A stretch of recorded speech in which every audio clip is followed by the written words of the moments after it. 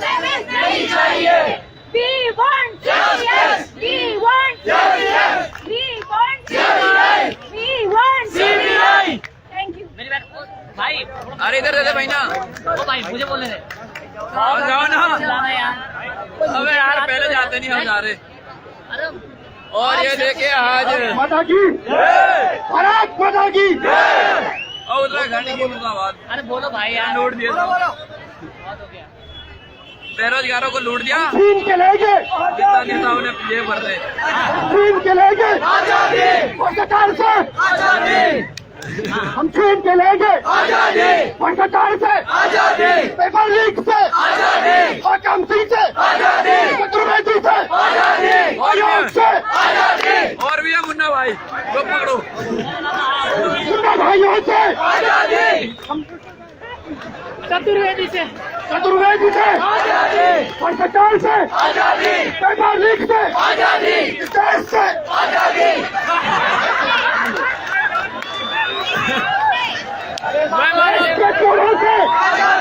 देश के चोरों से भ्रष्टाचार से पेपर लीक से बेमानों से भ्रष्टाचार करने से वो मेहमानों से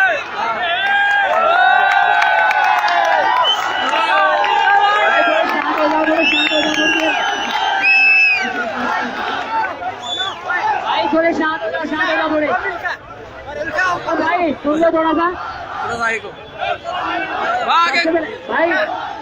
भाई सुन लो थोड़ा सा भाई, थोड़ा सुन लो। सबसे पहले मैं ये बोलना चाहूंगा, जितने भी कोचिंग इंस्टीट्यूट जो है अभी खुले हैं और जितने भी बच्चे कोचिंग इंस्टीट्यूट में बैठे हुए हैं, लाइब्रेरी में बैठे हुए हैं और जितने भी लोग अभी रूम पे बैठे हुए हैं, जितने भी है और जो पेपर देने जाएंगे, सबसे पहले मैं एक बात बोलना चाह रहा हूँ। अग्निवीर की जब स्कीम आई थी तो हिमाचल प्रदेश में बीजेपी की सरकार उखाड़ के फेंक दी थी युवाओं ने, उसको जोश बोलते हैं। उत्तराखंड का युवा मैं बोलना चाहूंगा, बिहार में ट्रेनें चला दी थी बच्चों ने, अन्याय हुआ था उनके साथ। उत्तराखंड का मोदी जी कहते हैं उत्तराखंड की जवानी और उत्तराखंड के पानी में पावर है। कहाँ गई पावर? हमारे जो कोचिंग इंस्टीट्यूट में बैठे हुए हैं, जो राजनीति के नहीं, जो कोचिंग इंस्टीट्यूट वाले हैं, अपना ठेला चला रहे हैं, पैसे कमा रहे हैं, एक बच्चे से 1300 रुपए फीस लेते हैं। जब मैं पूछने गया भाई तुम्हारी फीस कितना है, तो कोचिंग इंस्टीट्यूट वाला कहता है कि मेरी फीस 1300 रुपए है। मैं आज पूछना चाहता हूँ उस कोचिंग इंस्टीट्यूट वाले से, मैं नाम नहीं लेना चाहूंगा, इतने सारे कोचिंग इंस्टीट्यूट वाले हैं, कोई यहाँ पे कोचिंग इंस्टीट्यूट वाला टीचर है कोई? पूछना चाहता हूँ यहाँ पे है कोई? अरे जब कोई यहाँ पे नहीं है तो तुम कोचिंग इंस्टीट्यूट पे क्यों जा रहे हो? वही टीचर तुम्हारे सपनों की बात करता है कि बेटा तुम्हारा सिलेक्शन हो जाएगा। आइए सर, सर आप आइए, आओ सर।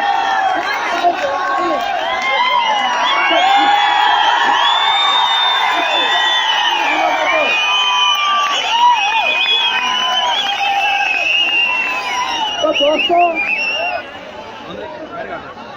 हेलो, थोड़ा शांत रहिए, आप शांत रहिए। ये हमारे सर हैं, एक सर है पूरे देहरादून में जितने भी कोचिंग इंस्टीट्यूट हैं, और आज तक कोई नहीं आया, सुपर इंस्टीट्यूट हैं सर। तो अभी सर ही बताएंगे उन इंस्टीट्यूट के बारे में जो खाली जिन्होंने पैसे कमाने का एक जरिया बना रखा है कोचिंग इंस्टीट्यूट को। तो मैं उनसे यही कहना चाहूंगा कि कल भी आपके पास फिर भी मौका है, आप कल आइए। उन युवाओं से भी कहना चाहूंगा जो लाइब्रेरी में बैठे हुए हैं, और उन टीचरों से भी रिक्वेस्ट करता हूं, मैं हाथ जोड़ के रिक्वेस्ट करता हूं कि अगर आप सच में ही युवाओं का और जिन्हें आप पढ़ा रहे हो, अगर आप उनका भला चाहते हो और उनका अच्छा सोचते हो, तो आप मुझे कल यहाँ दिखने चाहिए। और जितने भी पेरेंट्स हैं, वहाँ पर जितने भी सर लोग बैठे हुए हैं, आंदोलनकारी बैठे हुए हैं, उत्तराखंड में 1-2 आंदोलनकारी नहीं है, बहुत सारे लोगों ने अपनी जान दी है, कुर्बानी दी उत्तराखंड के लिए। मैं उनसे भी पूछना चाहूंगा वो लोग कहाँ हैं। तो सभी लोग कल परसों सभी लोग यहाँ आने चाहिए। जितने भी, एक बात मैं और कहना चाहूंगा, ये भी कॉलेज है और डीबीएस कॉलेज है, वहाँ के चुने हुए, आप लोगों के चुने हुए, हमारे चुने हुए अध्यक्ष कहाँ गए अध्यक्ष? पूछना चाहूंगा मैं, वो अध्यक्ष कहाँ गए जो DAV कॉलेज में चिल्ला चिल्ला के बोलते हैं हम छात्रों की रक्षा करेंगे, हम तुम्हारे लिए मांग उठाएंगे? अरे कहाँ गए वो लोग आज? तो मैं उनसे भी पूछना चाहता हूँ कि अगर आप सच में ही छात्रों के हितैषी है तो आप आज कहाँ बोलोगे? आपकी जेब भर दी क्या? इसलिए आप नहीं आए। अरे कुछ लोग अभी मुझे भी कह रहे थे भाई तेरा उत्तराखंड का पेपर नहीं है, तू एक स्पोर्ट्समैन है, तो तू उसमें आंदोलन में जाके क्या कर रहा है? तुझे नहीं जाना चाहिए, तेरे भविष्य का सवाल है। मैंने कहा भाई मैं एक अकेला हूँ और जहाँ मेरे भाई बहनों के साथ अन्याय हो रही हो वहाँ मुझे अपने भविष्य की चिंता नहीं है। मुझे इन सभी भाई और बहनों के भविष्य की चिंता है। अपने लिए तो भाई साहब, अपने लिए एक सुअर भी अपना पेट पालता है, वो भी खाना खाता है तो शाम को अपना पेट भरकर आता है। हम उनमें से नहीं है। तो मैं यही बात कहना चाहूंगा, जितने भी पेरेंट्स हैं, टीचर्स हैं और जितने भी नेता हैं, उन लोगों को ये देखना चाहिए। अभी मैं आप लोगों से पूछना चाहता हूँ, यहाँ पर कितने कांग्रेसी और कितने बीजेपी है? कितने कांग्रेसी कितने बीजेपी है? कोई नहीं है। लोगों ये आप गलत बोल रहे हैं। जब आप गाँव में जाओगे आप ही मुन्ना चौहान और प्रीतम सिंह जिंदाबाद के नारे लगाएंगे। हम ही लोग में से आपस में लड़ेंगे, तू मैं करेंगे, रोज के लिए दुश्मन बन जाएंगे। किसकी वजह से? कांग्रेस और बीजेपी की वजह से। मैं पूछना चाहता हूँ, आज ये जो विपक्ष है, अगर यहाँ पे विपक्ष मजबूत होता तो सरकार की हिम्मत नहीं होती कि दो बार नकल होती। विपक्ष इतना कमजोर है भाई लोगों कि विपक्ष आवाज नहीं उठाएगा। क्यों नहीं उठाएगा आप लोग सभी जानते हैं, क्योंकि विपक्ष खुद ही घोटाला कर चुके हैं। तो विपक्ष कहाँ से आवाज उठाएगा? ये तो वो बात हो गई है कि चोर की दाढ़ी में तिनका, और चोर कैसे बोलेगा कि चोर को कैसे बोलेगा कि चोर है। तो इसलिए भाई लोगों मैं आपसे एक विनती करना चाहता हूँ कि कल और परसों ये 4-5 लोग इकट्ठे हो जाते, इसे धरना प्रदर्शन नहीं कहते, इसे रैली नहीं कहते। अरे 2 लाख 2.5 लोग आप फॉर्म भरते हो, और कहाँ गए? और लोग कहाँ गए, कहाँ सो गए? तो मैं आप लोगों से कहना चाहता हूँ कि कल और परसों जो भी कोचिंग इंस्टीट्यूट खुला हो, आप लोगों का ये अधिकार बनता है, जाइए आप वहाँ पढ़ते हैं, आप उन टीचरों को बोलिए कि आप कोचिंग इंस्टीट्यूट अगर हमारे हित की बात करते हो तो बंद करिए 2 दिन के लिए। अगर हमसे प्यार करते हैं तो 2 दिन के बंद करिए। आप कॉलेजों में जाइए, कॉलेजों में बोलिए, आप नेताओं से बोलिए, जो वहाँ पर लड़के हैं लड़कियां हैं उनसे आप बोलिए कि अगर आप चाहते हैं कि आपके भाई बहन सड़कों पे बैठ के ठेला ना लगाए, ग्रेजुएशन वाले ठेला ना लगाए। मोदी जी कहते हैं हम क्या बेटी बचाओ बेटी पढ़ाओ की बात करते हैं। अरे मोदी जी ये जुमलेबाजी खत्म करो, राम मंदिर और मुस्लिम और हिंदू के नाम पे लड़ाना बंद करो। अब ये समझ गए हैं, सब समझदार हो गए हैं, अब आपके जुमलों में हम फंसने वाले नहीं है। और इस बार बीजेपी और कांग्रेस, हमारे पास भाई को 2 ही ऑप्शन है, बीजेपी और कांग्रेस। तीसरा ऑप्शन है तो कोई बोलो, कोई तीसरा ऑप्शन है? अभी कौन? हमारे पास कोई तीसरा ऑप्शन नहीं है, इसीलिए हमारी बात नहीं सुनी जाती है।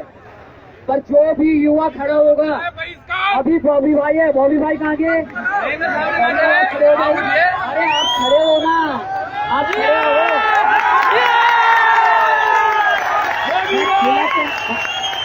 थोड़ा सुनो, थोड़ा शांत हो जाओ।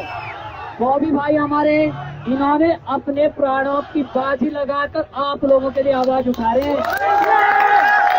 इनका कोई पेपर से लेना देना नहीं है, इनका कोई पेपर नहीं है, और इन्हें नेता बनने का इतना शौक नहीं है कि अपनी जान गंवा बैठे। मैं जब ये बात सुनी कि बॉबी भाई को धमकियां आ रही है कि आपको मरवा देंगे, ये करवा देंगे, और मेरे सुनने में भी आया है कि बॉबी भाई को सिक्योरिटी भी दी गई, तो भाई साहब ये कब तक चलेगा? ये सब कमजोरी आप और हम लोगों की वजह से है। अगर बॉबी भाई को धमकियां मिलती है, ये कमजोरी किसकी है? हमारी। ये कमजोरी हमारी है। तो यहाँ पे हम 1000 लोगों से कुछ नहीं होगा। अरे 2.5 लाख लोगों ने फॉर्म भरा था पुलिस का, मैंने देखा था, पुलिस का 2.5 लाख लोगों ने फॉर्म भरा था। कहाँ गए वो लोग? अरे बड़ी बड़ी बातें करने वाले कहाँ गए? तो आप लोगों का ये दायित्व बनता है जितने भी कोचिंग इंस्टीट्यूट है सब बंद किए जाए। तो इन्हीं शब्दों के साथ मैं अपनी वाणी को विराम दूंगा। तो सर जी हमारे थोड़ा सर बताएंगे कि जितने भी कोचिंग इंस्टीट्यूट वाले हैं कृपया करके हाथ जोड़ के प्रार्थना है कि कल और परसों वो सब लोग मुझे यहाँ पेपर के बारे में तो बता दो।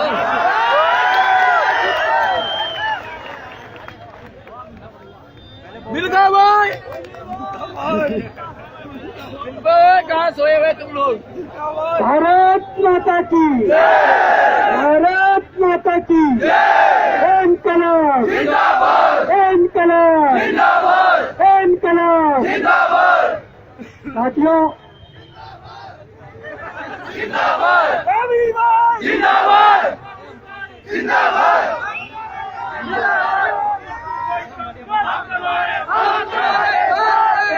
अभी नारे लगा रहे, घर जाते हुए बोलेगे बेकार है, तुम्हारे साथ है, सबके सब सुनिए सुनिए, देखिए अभी नारे लगा आज जो उत्तराखंड में ये स्थिति उत्पन्न हुई है, आप देख सकते हैं कि उत्तराखंड में ही, उत्तराखंड के आयोगों में, उत्तराखंड के विभागों में 22 वर्षों से इतना बड़ा लीकेज था, जिस लीकेज के माध्यम से कई एसडीएम निकल गए, जिस लीकेज के माध्यम से कई डीएसपी निकल गए, जिस लीकेज के माध्यम से कई दरोगा, कई पटवारी निकल गए। इस लीकेज को बंद करने का काम था यहाँ की सरकारों का, इनको आदत पड़ी अब, यहाँ की सरकारों का। इस लीकेज को बंद करने का काम था यहाँ की सरकारों का, इस लीकेज को बंद करने का काम था यहाँ के आयोगों का, इस लीकेज को बंद करने का काम था यहाँ के जनप्रतिनिधियों का, यहाँ के विधायकों का, यहाँ के मंत्रियों का, और वो सब नाकामयाब रहे इस लीकेज को बंद करने के लिए। आज इस लीकेज को बंद करने की ये मुहिम यहाँ के युवाओं ने उठाई है, यहाँ के युवाओं ने ठाना है। इस लीकेज को बंद करके रहेंगे, और जब तक ये लीकेज बंद नहीं होता तब तक ये युवा सड़कों पर रहेगा, और रहना पड़ेगा, रहना पड़ेगा। सही बात है, हम भाई कहते रहना हैं पड़ेगा। हमें कोलू का बैल नहीं बनना है, जिसे पता ही नहीं हम कर क्या रहे और हमारे टारगेट क्या है। भाई जब भविष्य बर्बाद हो ही रहा है, तुम्हें कहा जा रहा है कि 12 तारीख को पटवारी का पेपर दीजिए। जिस खेल में ये पता हो कि जीतना किसको है, हारना किसको है, उस खेल को खेलोगे, उस खेल को खेलोगे। उत्तराखंड में संभव है पत्नियों के लेटर पर नौकरियां मिल रही है। जो युवा, जो अभिभावक अपने एक बेटे को, अपने एक बेटी को दूर दराज गांव से अलग करके देहरादून, श्रीनगर, हल्द्वानी, हरिद्वार, इन रुड़की, इन महंगे महंगे शहरों में भेजती हैं, उन्हें पता है मेहनत का, उन्हें पता है कि गांव की जिंदगी कितनी कठिन है, उन्हें पता है जब 4 बजे वो उठते हैं और ये 2-3 पीछे छुपे हुए गाय हैं, भैंस के लिए जो चारा लाते हैं उसके लिए जाते हैं। दुनिया के बदमाश। उसके बाद पता है कि 7 बजे खेत में भी जाना है। उसके बाद पता है बर्फ पड़ी हो, धूप हो, सर्दी हो, बारिश हो, उन्हें काम करना है। इसलिए उनके भी सपने होते हैं, उनके सपने होते हैं। मेरा बेटा देहरादून में तैयारी कर रहा है, अब इधर मत आइए। मेरा बेटा हल्द्वानी में तैयारी कर रहा है, मेरा बेटा श्रीनगर में तैयारी कर रहा है। सब चालू। तैयारी किस लिए कर रहा है? नौकरी के लिए। उनकी तो गोलियां लग चुकी है, उन नौकरियों की गोलियां लग चुकी है। और गोलियां लगाने वाले कौन है? गोलियां लगाने वाले कौन है? सत्ता में बैठे अरे हुए। और भी बैठे हैं, वो तो 2 छोटे-छोटे जो खिलाड़ी भी हैं। पेपर खुलता है, जो भी घोटाला खुलता है, दूसरे दिन नाम आता है कि इस पार्टी के युवा मोर्चा के मंडल अध्यक्ष, जिला अध्यक्ष या जिला पंचायत सदस्य इसमें इन्वॉल्व है। फिर बड़े नेताओं का तो कुछ कर नहीं पाते, क्योंकि एसआईटी, एसटीएफ गठित होती है, बड़ी जांच एजेंसी तो कभी आई नहीं। फिर कहते हैं 2 नाम आ रहे हैं, कोई संभावित विधायक है, कोई संभावित मंत्री है। अरे नाम बताइए कौन है, उनको पब्लिक के बीच में लाइए, मैं कहना चाहता हूँ कि ऐसी परीक्षा दे के करोगे क्या जहाँ पर सब पहले से ही फिक्स है। अगर प्रैक्टिस सेट देने का इतना ही शौक है, पूरे धर्मपुर में प्रेमनगर से बल्लीवाला तक क्या करेंगे प्रैक्टिस खिलाए जा रहे हैं। क्या करेंगे उसके लिए देखे 5-7 हजार खर्च करके पहाड़ों में दूर कर जाके पेपर देने की और नहीं है। मैं इसलिए सच्चाई कह रहा हूँ, बात कड़वी हो सकती है। आपने पटवारी का पेपर करवाया, क्वेश्चन बैंक बाहर था, 380 क्वेश्चन बाहर थे, 100 तो पेपर में छप गए और 280 क्वेश्चन कौन से थे? क्या उन युवाओं से डील हुई, उन भ्रष्टाचारियों से डील हुई कि हम तुम्हारे नाम सार्वजनिक नहीं करेंगे, तुम्हें दोबारा परीक्षा में बिठाएंगे और वही 280 में से 100 क्वेश्चन फिर आएंगे? क्योंकि अगर डील नहीं करते, वो युवा जिनके 18 लाख जा रहे हैं, जिनके 20 लाख जा रहे हैं, वो बोलेंगे हमने किसको पैसा दिया था और उन्होंने किसको दिया था, सब खुलेगा। इसलिए मामला रोकने के लिए, अपने लोगों को बचाने के लिए इस हद तक गिर रहे हो। बंद कर दो कल।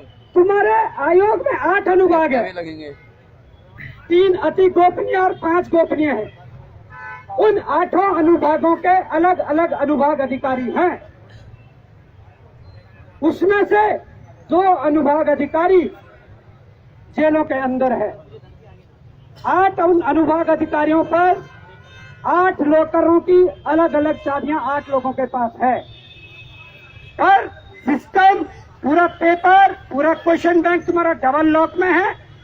उस डबल लॉक की चाबी, वो 8 चाबियां एक अनुभाग अधिकारी के पास है, परंतु वो उनकी जो डबल चाबी है वो 8 चाबियां एग्जाम कंट्रोलर के पास है। जब तक दोनों चाबियां तिजोरी पर नहीं लगेगी, पेपर कैसे बाहर आएगा? और वही एग्जाम कंट्रोलर 12 तारीख को पटवारी का पेपर करवाएगा। क्या गारंटी है कि परीक्षा फेयर हो? इतना ही नहीं, गिरफ्तारियां होनी है, 2 हो चुकी है आयोग के अंदर से। गारंटी के साथ कह रहा हूं, दावे के साथ कह रहा हूं, अगर जांच निष्पक्ष तरीके से होगी, कई अभी विकेट आयोग से गिरने हैं। सुन लो, अगर 12 तारीख के बाद वो विकेट गिरते हैं, पटवारी के पेपर देने के बाद वो विकेट गिरते हैं, क्या तीसरे बार पटवारी का पेपर करवाओगे? किस हद तक गिर रहे हो? साथ साथ जांच, साथ साथ परीक्षाएं कभी नहीं हो सकती। हमें सब्र करना पड़ेगा। अगर हम इतने लंबे समय से रुके हैं, 1-8 महीना 2 महीना रुकना पड़ा, रुकेंगे, पर इस बार सफाई होनी चाहिए। सही बात। ये लड़ाई ये वर्तमान को लेकर नहीं है, वर्तमान को लेकर है। सिर्फ इतनी है कि हम सड़कों पर है, लड़ रहे हैं, अपने अधिकारों के लिए लड़ रहे हैं, पर ये भविष्य को लेकर भी लड़ाई है। कल के दिन हमारे भाई बहन, हमारे ही बच्चे इस सिस्टम के लिए लड़ेंगे। तो क्यों ना हम इस लड़ाई को, जो लड़ाई अभी हमने 60-70%, 80% लड़ चुके हैं, उस लड़ाई को 100% किया जाए। या फिर से 0 से लड़ने की ठानी है। आप सब इसके साक्षी हैं। ये कोई 1-2 दिन की मेहनत नहीं है। इस लड़ाई को यहाँ तक पहुँचाने के लिए पिछले 5-6 सालों से सड़कों पर संघर्ष हो रहा, तब जाके यहाँ तक पहुँची है।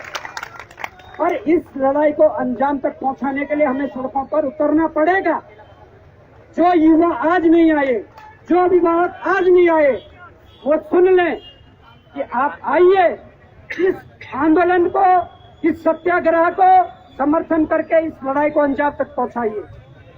मैं कहना चाहूंगा, 2022 में AEJ के पेपर होते हैं, क्वेश्चन बैंक बाहर होता है, उत्तर प्रदेश के कुछ इलाकों से उसकी बरामदगी होती है।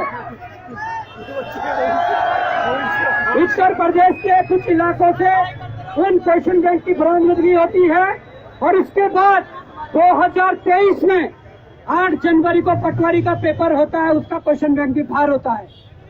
तो आप अनुमान लगा सकते हैं इस बीच जितनी भी परीक्षाएं हुई, चाहे पुलिस हो, लोअर PCS हो, अपर PCS हो, असिस्टेंट प्रोफेसर हो या आरओ एआरओ हो, जितने भी तमाम परीक्षाएं हैं,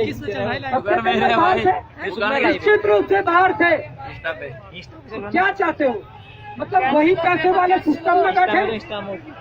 और मैं ये दावा भी करना चाहता हूँ, ये दावा मैं करना चाहता हूँ, हम लोगों ने मिलकर अगर अभी इस लड़ाई को लड़ लिए और जितनी अभी गतिमान भर्तियां हैं, ग्रुप सी से लेकर ग्रुप बी की जितनी भर्तियां हैं, कम से कम 4-5 हजार भर्तियां हैं ये। अगर 4-5 हजार कर्मचारी और अधिकारी हमने पूरी पारदर्शिता के साथ सिस्टम के अंदर बिठा दिए तो उत्तराखंड का भविष्य सुधर गया। ये मैं कह रहा हूँ। मैं कहना चाहता हूँ कि पीसीएस के पेपर में सील नहीं आती है, क्या मजाक बना के रखा है। चतुर्वेदी पकड़ा जाता है, वो कुछ उगलने की कोशिश करता है पर उसको निगलने के लिए बोला जाता है।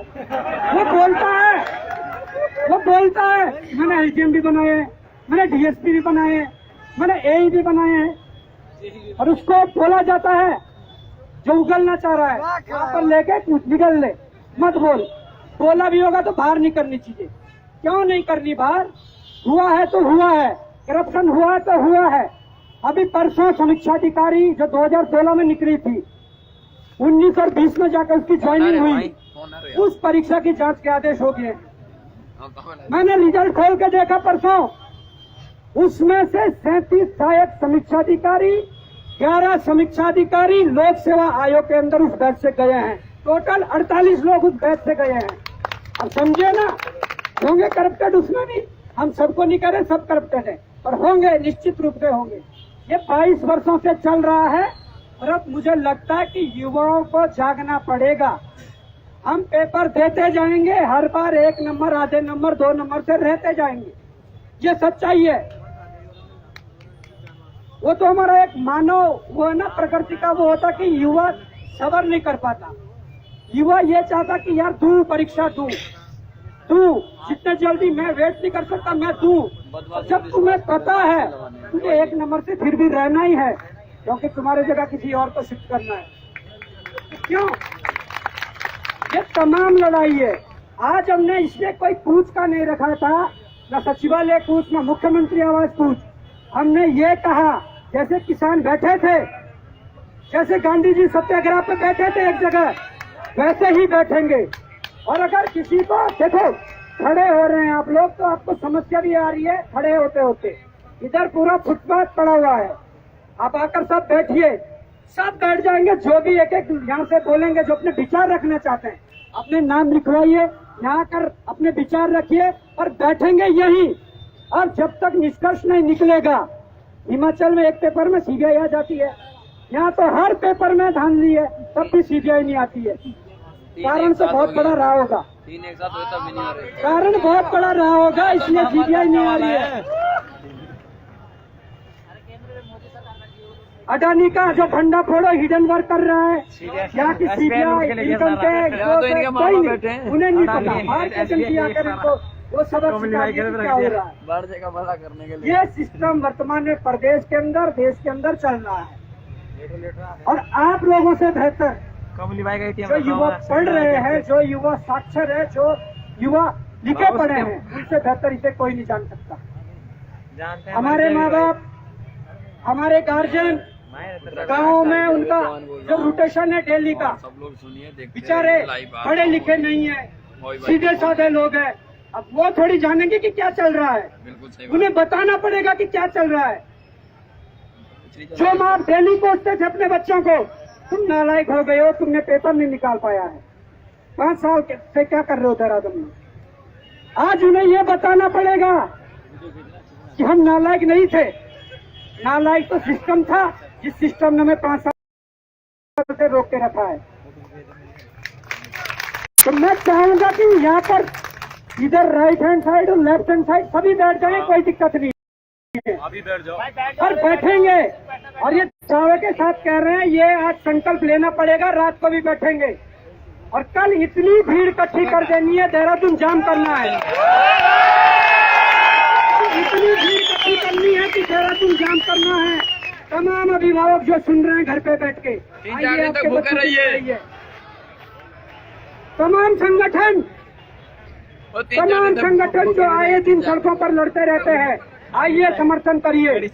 तमाम नेता, वो चाहे सत्ता पक्ष का हो या सत्ता विपक्ष का हो, जिन्होंने युवाओं को समर्थन दिया, युवाओं की बात रखते हैं, उनके लिए भी मन खुला है। आइए, आप भी आइए, खुले मन से आइए और अभ्यर्थियों का, परीक्षार्थियों का, छात्रों का समर्थन करिए। अरे सब करो पर कनेक्ट। इसलिए बोलने के लिए बहुत कुछ है, परंतु मैं कहना चाहूंगा ये लड़ाई शुरू हो चुकी है। अगर हम शाम को घर पर बैठ जाएंगे तो कुछ नहीं निष्कर्ष निकलने वाला। आग इतनी अंदर होनी चाहिए, आग इतनी अंदर होनी चाहिए कि अब जब बैठे हैं तो निष्कर्ष निकाल कर रहेंगे और निश्चितकालीन नहीं चलेगा, निष्कर्ष निकलना चाहिए। हमारे बीच हमारी बड़ी दीदी है। मैं चाहूंगा कि जिस प्रकार से आपने त्रिवेंद्र रावत की जो कुर्सी हिलाई थी, जो सत्ता के नशे में चूर थे, उनकी